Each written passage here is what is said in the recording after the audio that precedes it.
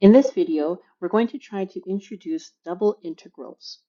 So what I want to do in this video is just try to explain to you how to have a good understanding of what we mean by double integrals and how to kind of conceptualize it. In the next video, we're actually going to look at computing them, but in this video, I just want to give you a good intuition about what's going on. So I think the best way to start doing this is to first review what we already know in single integrals. And I know you might think that you know all this and you got it, but I think it's very important to review it because there's a lot of connections we can make to double integrals from single integrals. And so it will help us when we're trying to understand them. So let's quickly think about what we know with normal single integrals. So let's look at the single integrals. And when I'm saying single, I'm referring to what we usually see as just that one integral sign. We'll see later how the double integral looks, but for now, that's what I'm talking about. So let's say we have our axes here. Let's say we have y over here and x here. And let's say we have some function like that.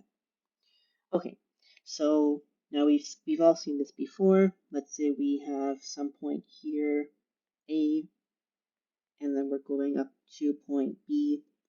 And we are asked to find the area that's bounded by the curve at the top and the x-axis at the bottom between the two bounds where x equals a and x equals b. So that's what we've all been doing before with just regular integration. Now, before we've ever talked about the actual integration part, usually you might have been introduced to the idea of dividing that portion of that graph that we're looking for into rectangles. So let's just review that quickly. So we want to divide this portion that's under the graph. So we're looking at this portion here, and we want to divide that into n rectangles. So I'm not specifying how many I'm doing, and I think you know why I'm not doing that yet, but we're going to have some number of rectangles. And so I'll just draw something here quickly just so we can see it. So let's say I pick one there, and one there, and maybe I'll do one here, and maybe something like that. Now, really, they should probably all be the same length and, or rather the same width, but I'm just trying to illustrate the point just to review it quickly. Now, you might remember this. Usually, we might have picked the first point, the end point, or the midpoint for each of these rectangles. So we might have said that the rectangle, the left endpoint here should touch the curve, and then you go across straight. Or you might want the midpoint of the rectangle to touch the curve, and then you go across in either way. Or you might want right endpoints. Now, that's just a review of what we know before, but just keep that in the back of your mind, how we used to do that, because it might help you when we talk about double integrals. So what does all this mean? Well, this should seem familiar. We are going to have a Riemann sum. A Riemann sum. And that's going to be for this function f of x, which I guess I didn't label, so I'll just put that in here. We have f of x. So for f of x on the bounds a and b. So what did we say? We're going to have the limit as n goes to infinity, and we're going to sum from I equals 1 to n of f of xi, and I'm just going to put a star here. I'll explain what I mean by that. And then we'll have here delta x. So there, you might have learned this in different notations, but I think this is probably the way that makes the most sense. Essentially, we're saying that xi star is any kind of number that is in xi minus 1 to xi.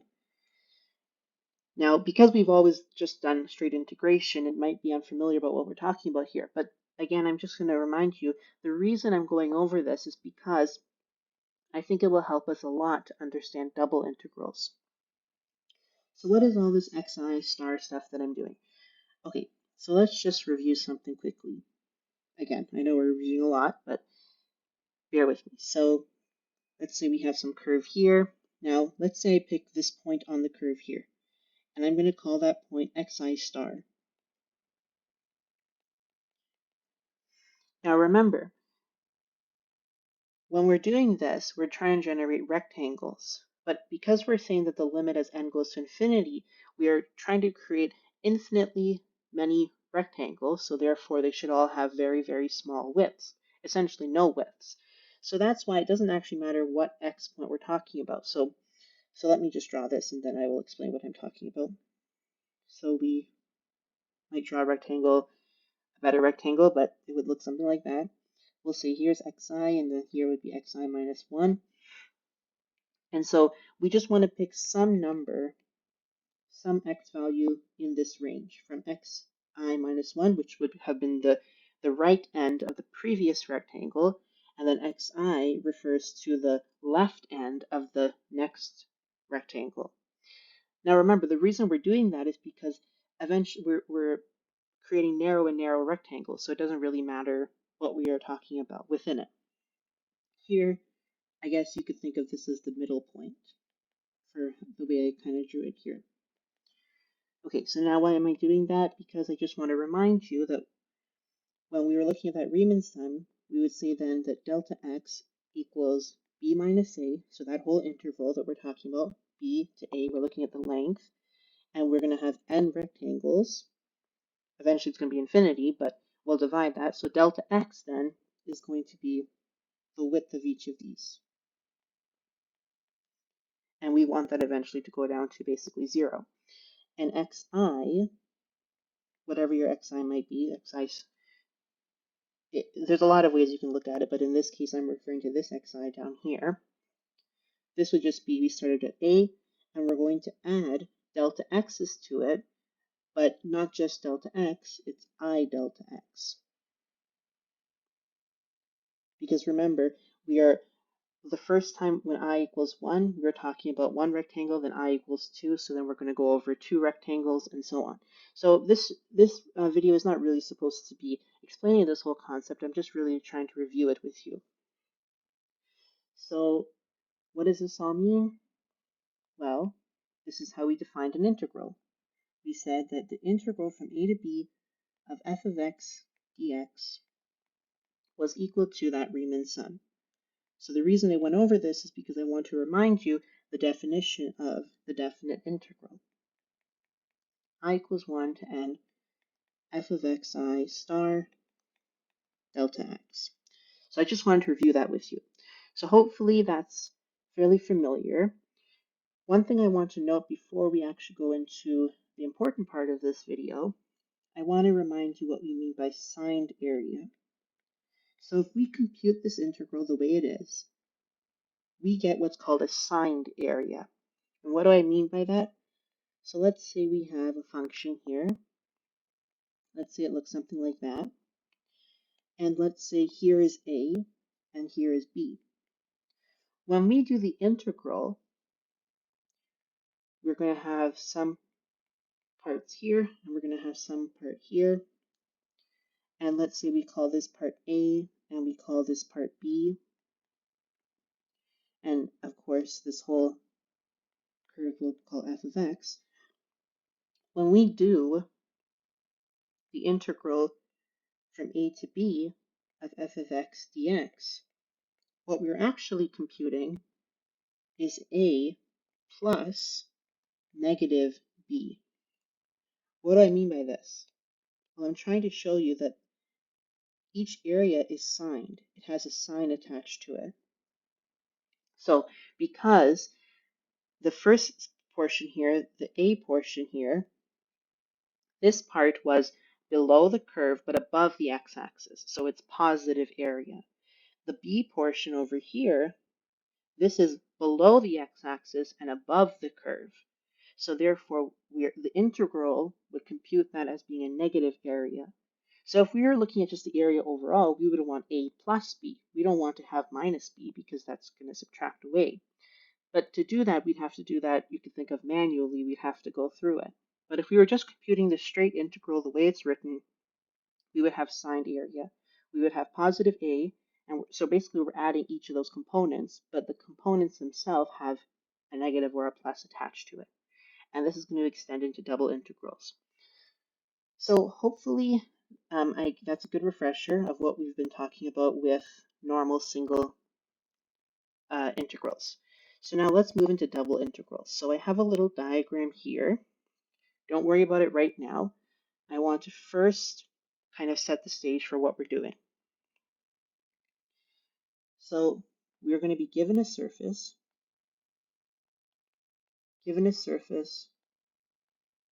z equals f of xy. So again, we're starting to look at double integrals now. So we're going to have a surface, z equals f of xy. Now, we're going to think about a bounded region. I'm going to explain what I mean by bounded region in a second. We want a bounded region, and we'll call it R, that's going to be in the xy plane. So in other words, it has z equals 0. So now first, that function we're looking at here, this function f of xy, we are going to be assuming that f is continuous. And here, when I'm saying bounded, I mean that that region that we're looking at can fit entirely inside of some larger rectangle, for example. So that's kind of what we're seeing over here, because here we have a rectangular grid, and then the region that we're looking at here fits inside of it. Okay, so now let's actually talk about that diagram I'm trying to show you here. So let's go through this slowly, and then I think you'll be able to understand what's going on. So what we want to do is we want to divide the region R into some number n rectangular regions. So that's what we're trying to show here. Each of these little grids you could think of would be the same size of rectangular or of a rectangular region, and we'd have n of them all together within that region. So this is, you could think of, so what I want you to do when I'm explaining this is think about what you know with normal integrals. So you can see here, we're looking at a grid here, just like how we were dividing a curve into rectangles here. So just keep that in mind, that we're trying to connect the ideas together. Okay, so something I just want to note quickly, because we're gonna it will stick in your mind if I mention it now. We're gonna talk about it in a second, but let's say we're gonna denote this. So we have the magnitude or the norm of P. So the P is going to stand for like the partitions that we're making. And what is this? This is we're going to call the length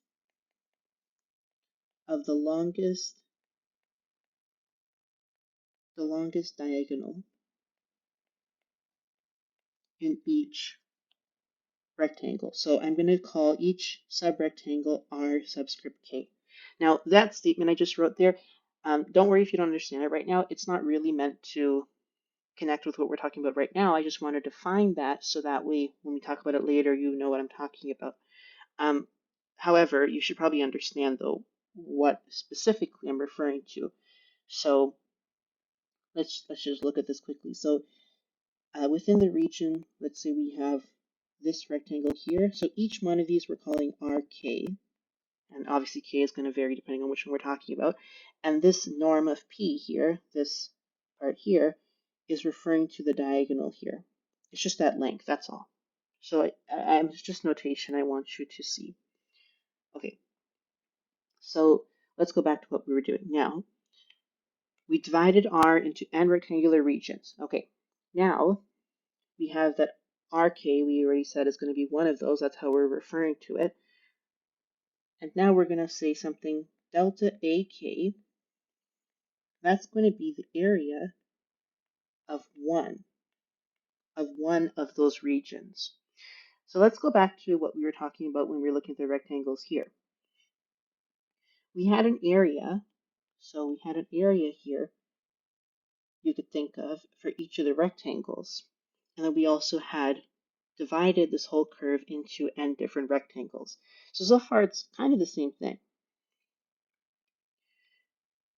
But I should probably mention to you, however, even though it might look the same, remember, we are only talking about a region here. This is not even the function. This is just the region that we are integrating over. And you'll see why we're talking about a region. But let's continue on. So the next thing I just want to point out to you is we're going to pick a point, xk star yk star. Now, I think I probably didn't mention this, but when we're saying k all the time here, this is analogous to what we were saying with I earlier. We said xi star. So the I and the k is kind of the same idea, what it's representing here. So this xyk star point is a sample point. This is a sample point in each region, in each area region, in each rectangular region. So, for example, if we're looking at this red one here, this red region, here it kind of looks like the center of it, but it doesn't really matter if it's the center or wherever it is, but it's some sample point within that region, and then it would be consistent with all the rest. It's just like how when we were talking about here, we picked xi star. But notice here, we just had a one-dimensional space, so xi star ranged from xi minus 1 to xi over here. In this case, we have a two-dimensional area that we can pick the point in. And that should make sense because we're going in a higher dimension right now. Okay, so I hope you kind of see what's going on here. I set it up, I explained all those variables rather, because we are creating another Riemann sum. So I have something drawn there. Let me scroll down here, and we'll explain that in a second. So we're creating another Riemann sum. So we have the limit, and now this is where that norm of p I was talking about comes from. We want that to go down to 0. When that goes down, or approaches 0 rather, we have very, very small rectangles. And so that's basically what we were talking about earlier. We're trying to create narrower rectangles when we were talking about the single integrals, and now we want to create smaller areas in the region. We want to divide it in smaller areas. Then we will have the sum k equals 1 to n. So n is the number of rectangles we have in total. And then I'm going to write this down. F of k star, and then yk star. Remember, our function is z equals f of xy, 2 inputs. And then we're going to have here delta ak. Okay, what does all this mean? Let's think about this. What does f of xk and yk, what is that? That's z, or in other words, that might be the height, right? That might be the height. And then, what does delta AK refer to? Well, up here we define that as the area. But you could think of it as the area of the base. Okay, so now let's look at this diagram, and I hope you'll connect the dots better now. So here I'm going to try to explain this as clearly as I can. So what we have drawn down here is flat on the XY plane. That's what we had up here. This drawing is what's illustrated down here. This is the region R. Now, with some partition or with some rectangle we made, we picked our sample point, which was xk star, yk star, and obviously it's on the xy plane, so z is 0.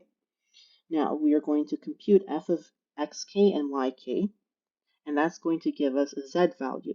And here's why I called it a height, because now we're going to go up from that point. So here's the point, and we're going up from that point, and we plot the point there.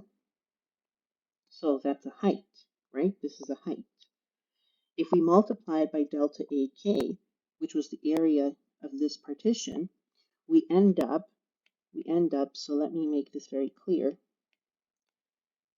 This portion here, just this one portion here, that is referring to the volume. That's the volume. This part here is the volume of this rectangular prism. This rectangular prism here.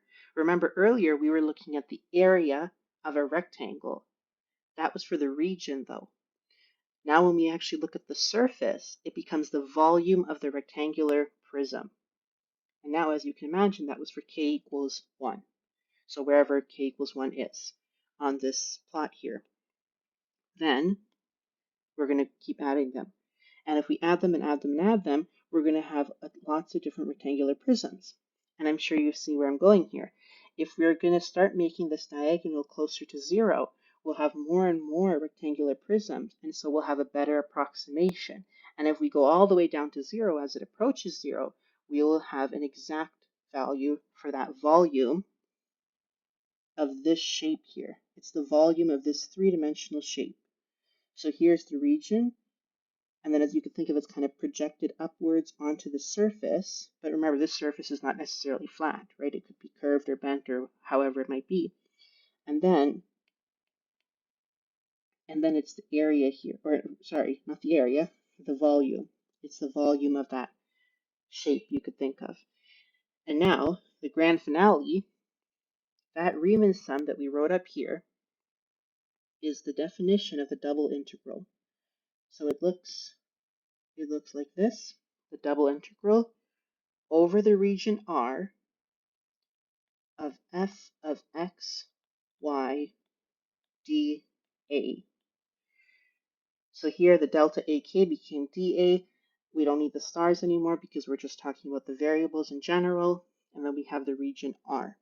Now, I'm going to explain to you in the next video how to compute this, because still this probably is a bit confusing. Like, what does dA refer to? How do I deal with the R part? And we're going to look at that in the next video.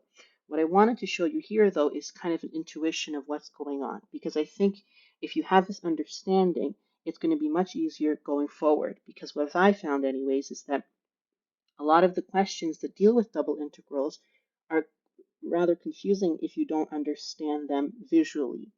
So I think this video is going to help you a lot. Now, the last thing I want to note in this video, or actually there's a few things I want to talk about, but one of the main ones I want to remind you of is that just like how we were looking at signed area before, this one has signed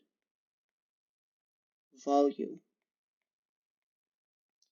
And it's basically the same thing. We are not, in this case, for example, everything was below the surface. So in this case here, the one we were looking here, everything is either below the surface and above the xy plane. So that's positive volume. But if it was below, if the surface perhaps dipped below the xy plane, then we'd have negative volume. And so then when we are computing the integral as just one whole thing, we would have all the positives, and then we would be subtracting all the ones that are below the xy plane.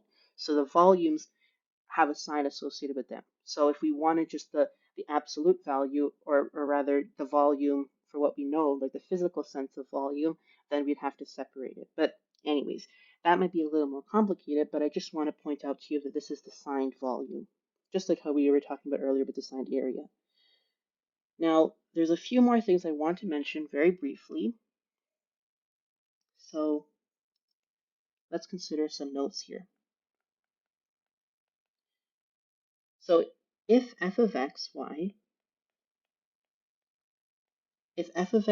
was equal to 1 on that region R, what do we have? So here we have the double integral f of xy dA. So we would end up having, well, if f is just 1 for every possible xy, then we end up just having the integral here and then dA. And what is this? This actually is the area of the region. So this is the region that was on that xy plane. It's the area of that. So over here, for example, if f of xy was just 1, we would be finding the area of this region here, and not the volume. And how do I know that? Well, let's think about that. So remember, the volume is equal to the height times the area of the base. And you'll remember that volume is what? Well, that's the double integral. That's what computing a double integral gives us. Now, as you'll remember from up here, the height portion depended on the function f, and the area depended on how we partitioned the base. Well, now if the height is f, and if we're saying that's 1, then really we could just kind of ignore this part, and we are left with just the area of the base. And so then when you do the Riemann sum and you think about it, we're summing up all those areas, we end up with the area of the entire region. So I think that's probably a bit clear. Now there's one last thing here I want to talk about, this interesting diagram here. I think it's actually pretty interesting to think about. So we just want to think about properties for the last portion of this video. So most of the properties, or rather all of the properties actually, if you think about it, with normal integrals apply here. So what I mean by that is we can pull the constant out. Let's say we had the double integral and there was a constant c multiplied by a function. We can take the c out in front of the integral. We can distribute the integral over a plus or minus across all the different terms. So that's all as we would know. However, there's one thing that might be a little confusing at first, and that is the additivity property.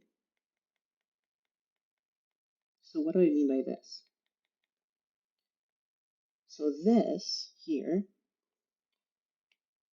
is trying to explain this diagram. So if we have region R and we split it up into something like this. So what does this mean? This means here that we have the union of two different regions, or two separate regions, R1 and R2,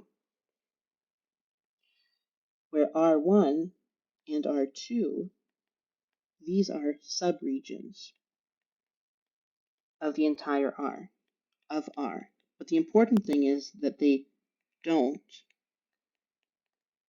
intersect.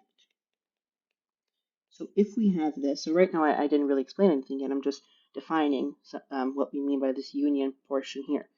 So if this whole thing was R, and we drew a line here, for example, we've separated it into R1 and R2, two separate regions, two subregions comprising of the entirety of R, but they don't intersect themselves.